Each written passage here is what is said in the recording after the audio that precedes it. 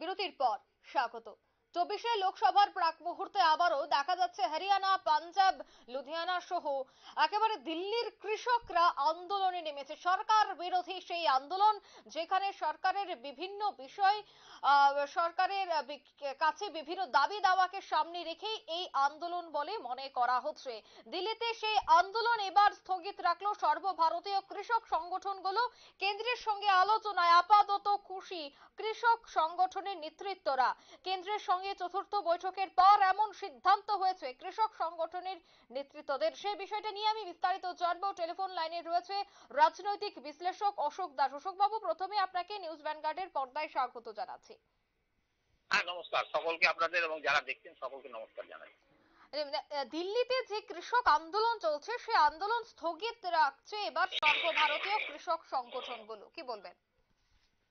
এই বিষয়ে দেখুন, এই বিষয়ে আপনাদের চ্যানেল তো আরো একবার বলেছি, যেটা হচ্ছে কৃষক সংগঠন যারা এখানে আন্দোলনে আছেন, সরকারের উচিত তাদের সঙ্গে মানে সহানুভূতির সঙ্গে বিচার করা। সরকার করেছে এবং কালকের যে আলোচনা হয়েছে কৃষি মন্ত্রী এবং অন্য মন্ত্রীদের সঙ্গে, যেমন পীযূষ গোয়েল ছিলেন, যেমন নিত্যানন্দ রায় ছিলেন, যখন অর্জুন মুন্ডা ছিলেন, তাদের সঙ্গে কৃষক সংগঠনগুলো সকলের আলোচনা হয়েছে। আলোচনার পরিপ্রেক্ষিতে যেটা আমরা বিভিন্ন মাধ্যম থেকে জানতে পারছি, প্রচার মাধ্যম থেকে জানতে পারছি, সেটা যে ধান এবং গম সেটার বিষয়ে যে এমএসপির সেটা আইনের জন্য সব থেকে বেশি চাপ ছিল, সেটাকে কিন্তু এখন পর্যন্ত সেটার কোনো সমাধান হয়নি। যেটার একটু আশার আলো দেখা যাচ্ছে সেটা হচ্ছে 3 রকমের ডাল আর মক্কা, এই যে চারটে যে জিনিস আছে, উৎপাদন শস্য আছে, তাকে এরা 5 বছরের জন্য কেন্দ্রীয় সরকার তার এমএসপি যে থাকবে, সেই এমএসপি মিনিমাম সাপোর্ট প্রাইস যেটা থাকবে, সরকার সেই প্রাইসে প্রত্যেক যত ভারতবর্ষের যেখানে যেখানে এটা উৎপাদন হবে সেইটা কিনে নেবে 5 বছরের, এরকম একটা চুক্তির কথা স্বীকার করে নিয়েছে।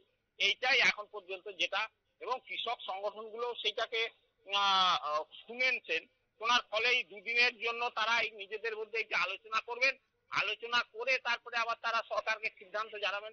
মনে হয় এটা সঠিক রাস্তা, আলোচনার মাধ্যমে আস্তে আস্তে সমাধান হয়ে যাবে এবং কৃষকদের ন্যায্য পাওনা যাতে কৃষকরা পায়, তার জন্য কেন্দ্রীয় সরকার যাতে দৃষ্টি দেন, সেটা অবশ্যই দেখা দরকার। কারণ হচ্ছে ভারতবর্ষের যে খাদ্য ভান্ডার, এটা যদি উদ্বৃত্ত খাদ্য ভান্ডার তৈরি করতে পারে কৃষকরা, তাহলে পৃথিবীতে যে বিশ্বর যে খাদ্যের অভাব দেখা দিয়েছে, সেইখানে আমাদের খাদ্য পৌঁছতে পারে এবং তার ফলে একটা বৈদেশিক মুদ্রা আয় হতে পারে। এই জন্যই কৃষকদের এটা সহানুভূতির সঙ্গে সরকারকে দেখা উচিত।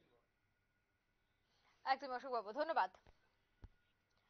মূলত কেন্দ্রের সাথে আলোচনার পর হয়তোবা গোটা বিষয়টি সমাধান হবে, এমনটাই মনে করছেন বিশ্লেষকরা। যাই হোক, ইতিমধ্যেই কিন্তু লোকসভার আগে বলতে পারি যে বিভিন্ন রাজ্য, বিশেষ করে পাঞ্জাব, হরিয়ানা থেকে শুরু করে লুধিয়ানা, এই সমস্ত রাজ্যে কিন্তু এ মুহূর্তে কৃষকরা আন্দোলন করছে। দেখা গেছে রাস্তার প্যারেক তোলে তারা সেই আন্দোলনটি জারি রেখেছেন। এবার সেই বিষয়ে আপডেট উঠে আসছে যে এই দিল্লিতে আন্দোলন স্থগিত রাখলো সর্বভারতীয় কৃষক সংগঠনগুলি। সেই বিষয়টা নিয়ে আমি আরো বিস্তারিত জানবো। টেলিফোন লাইনে রয়েছে বার্তা সম্পাদক দেবব্রত চক্রবর্তী। দেবব্রত দা, কেন্দ্রের সাথে যে চতুর্থ বৈঠক, সেই বৈঠকের পর এমন সিদ্ধান্ত কৃষক সংগঠনের নেতৃত্বদের, এবার কি মনে হয় যে কেন্দ্রের সাথে বৈঠক অনেকটাই সফল হতে যাচ্ছে কৃষকদের বা যারাই এই আন্দোলন করছে তাদের? দেখো, এক্ষেত্রে প্রথমে যে কথাটা বলতে হয় যে এবার কিন্তু আবারও আবারও এই কৃষক আন্দোলনের কাছে ক্ষেত্রে ব্যাকফুটে এই কেন্দ্রীয় সরকার। হ্যাঁ, এক্ষেত্রে কিন্তু কৃষকদের দাবি মানতে তারা বাধ্য হলো, যদিও এ ব্যাপারে আলোচনার সময়সীমা বেঁধে দিয়েছে কেন্দ্র। তবে একটা বিষয় কি, দেশের 70% কৃষক শ্রেণীর মানুষ। এই যে কৃষক শ্রেণীর মানুষ, তাদের যে ভোটের বিষয়টি এক্ষেত্রে কিন্তু ওতপ্রোতভাবে জড়িত। এই সামনেই 2024 লোকসভা নির্বাচন, হয়তো কয়েকদিনের মধ্যেই ঘোষণা হয়ে যাবে লোকসভার নির্বাচনের দিনক্ষণ। এই পরিস্থিতিতে যদি কৃষকদের এই আন্দোলন তোমার জিইয়ে থাকে, তবে কিন্তু মোদী সরকারকে একটা গভীর সমস্যায় পড়তে হবে, সে ব্যাপারে সন্দেহের কোনো কারণ নেই। সুতরাং এবার বুঝে সুঝে গতকাল রাতে কেন্দ্রীয় মন্ত্রীদের সঙ্গে কৃষক নেতৃত্বের বৈঠক হয়। সেখানে প্রাথমিক একটি সমাধান সূত্র বেরিয়ে আসে যে তাদের যে দাবিগুলো, সেই দাবিগুলো আংশিক মেনে নেওয়ার ব্যাপারে মৌখিক সিদ্ধান্ত একটা হয়েছে। তবে এখনো কিন্তু লিখিত কোনো সিদ্ধান্ত হয়নি। তো এই পরিস্থিতিতে যে বিষয়টি এখন, যে মোদী সরকার চাইবে যে এই যে কিছুদিন এই মাঝখানের সময়টা নির্বাচনের পরবর্তী হয়তো 10-12 দিনের মধ্যেই ঘোষণা হয়ে যাবে লোকসভা নির্বাচনের নির্ঘণ্ট।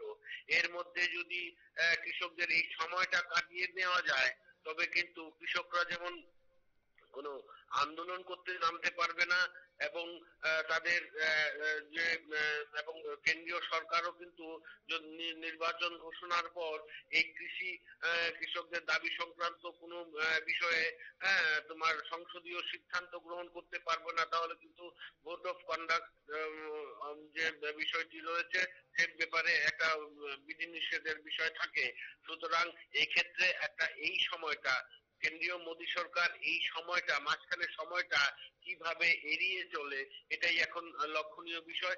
এক্ষেত্রে কিন্তু একটা রাজনৈতিক চাল যদি বলা হয় কেন্দ্রীয় সরকার কৃষকদের একদম সামনে দেবব্রত দা, রেখেছে। এই বিষয়টা নিয়ে এই মুহূর্তে রাজনৈতিক বিশ্লেষকরা বলছেন যে নির্বাচনকে মূলত এবার হাতিয়ার করতে চাইছে কৃষক আন্দোলনকারীরা, কেননা তারা মনে করছেন নির্বাচন যেহেতু সামনে, এই মুহূর্তে যদি আন্দোলন হয় তবে সেক্ষেত্রে নির্বাচনের খাতিরে হলেও কেন্দ্রীয় সরকার সেই বিষয়টা নিয়ে চিন্তা ভাবনা করবে বা তাদের যে দাবি সেই দাবিটা পূরণ হবার সম্ভাবনা রয়েছে। তার জন্যই কি নির্বাচনের প্রাক মুহূর্তে প্রতিনিয়ত জোরালো হচ্ছে এই ধরনের আন্দোলন, কি মনে হয়?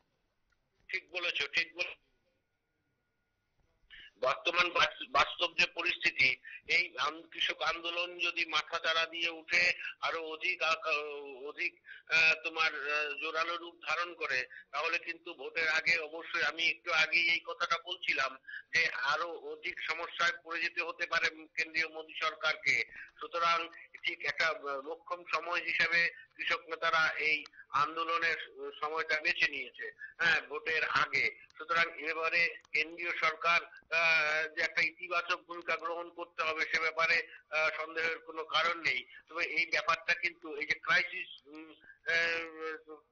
টাইমটা, বর্তমানের এই ক্রাইসিস টাইমটা কিন্তু আমি বলবো যে কেন্দ্রীয় সরকার যথেষ্ট তোমার সতর্কতা সহকারে তারা এই টাইমটা একটা ভূমিকা অবলম্বন করেছে। কৃষকদের বলেছেন যে আমরা প্রাথমিক অবস্থায় আপনাদের সিদ্ধান্তগুলো মেনে নেওয়ার ব্যাপারে সহমত পোষণ করা হচ্ছে, আপনারা এ ব্যাপারে এখনো নিজেদের মধ্যে আলোচনা করুন, হ্যাঁ, যে কি করা যায়। তো এই ব্যাপারে যেহেতু কৃষকদের একটা সময়সীমা দেওয়া হয়েছে, এই ক্ষেত্রে তোমার কেন্দ্রীয় সরকার চাইবে যে এই সময়টা কাটিয়ে নিতে। যদি নির্বাচন ঘোষণা হয়ে যায় তাহলে কিন্তু কৃষকদের আন্দোলনের বিষয়টি হচ্ছে না, এবং কেন্দ্রীয় সরকারের যে কৃষকদের যে দাবি, সেই দাবিগুলো এখনই কিন্তু পূরণ, যদি ঘোষণা হয়ে যায় তা যে কথাটা বলছিলাম যে তা কিন্তু এখনই সিদ্ধান্ত নিয়ে নেওয়ার বিষয়টিও কিন্তু থাকছে না। তো সুতরাং এই যে সময়টা, এই মধ্যবর্তী সময়টা, নির্বাচন ঘোষণার আগের যে মধ্যবর্তী সময়টা,